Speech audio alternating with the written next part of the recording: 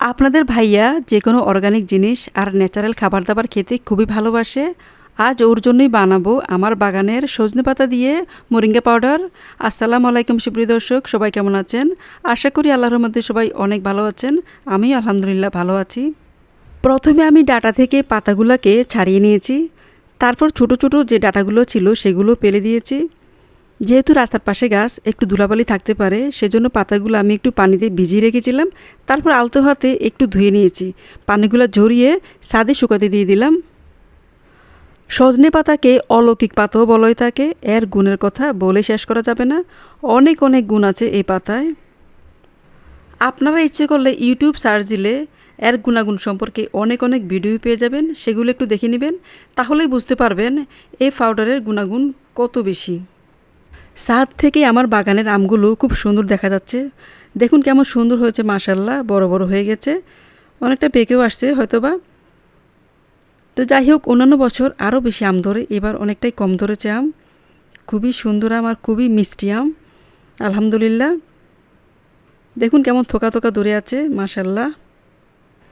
এই আমগুলো কাঁচাও অনেক ভালো লাগে, টক মিষ্টি থাকে, খুব বেশি একটা টক থাকে না, খেতে অনেক বেশি মজা লাগে। পাকলে তো অসাধারণ হয়, যাকে খাওয়ায় সেও অনেক প্রশংসা করে। খুবই ভালো আম। আমার দাদিকে দেখতাম ঘরে কারো যখন অসুখ হতো, খাওয়ার কোনো রুচি থাকতো না, তখন এই সাজনা গাছের চামড়া কেটে এনে ছেঁচে নিত। ছেঁচে বেশি করে পানি দিয়ে সিদ্ধ করতো। সিদ্ধ করে চামড়াটা ফেলে দিয়ে ওই পানির মধ্যেই শিং মাছ, মাগুর মাছ দিয়ে, মানে তাজা মাছ দিয়ে খুবই সুন্দর করে রান্না করতো। অনেক বেশি মজা লাগতো, ছোটোবেলা আমরা খেতাম। আপনারা কেউ কি এভাবে কখনো খেয়েছেন? যদি খেয়ে থাকেন একটু কমেন্টসে জানাবেন। সাজনা পাতাগুলো শুকাতে আমার 2 দিন সময় লেগেছে। খুবই সুন্দর হয়েছে, একদম মুচমুচে, দেখুন হাত দিয়ে খুব সুন্দর গুঁড়া গুঁড়ো হয়ে যাচ্ছে। এখনই গরম গরম থাকা অবস্থায় আমি ব্লেন্ডার মেশিন দিয়ে ব্লেন্ড করে নিব। ব্লেন্ডার জারে, যে জার দিয়ে আমরা গরম মশলা পাউডার করে থাকি বা ধনিয়া, জিরা বা মরিচ, ওই জারের মধ্যেই এই পাতাগুলো নিতে হবে। তাহলে খুব সুন্দর ফিনিশিং হবে, একদম মিহি হবে। সজনে পাতা পাউডার করতে খুব বেশি সময় লাগবে না, খুবই তাড়াতাড়ি হয়ে যায়। দেখুন আমি জার ভর্তি করে নিচ্ছি।